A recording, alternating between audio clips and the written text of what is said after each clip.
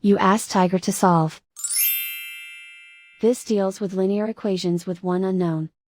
The final result is x equals -2. Let's solve it step by step. Isolate the x. Divide both sides by -10. Cancel out the negatives. Simplify the fraction. Move the negative sign from the denominator to the numerator.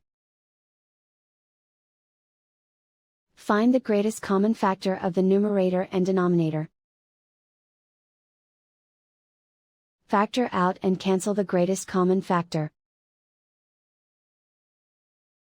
And so the final result is x equals -2.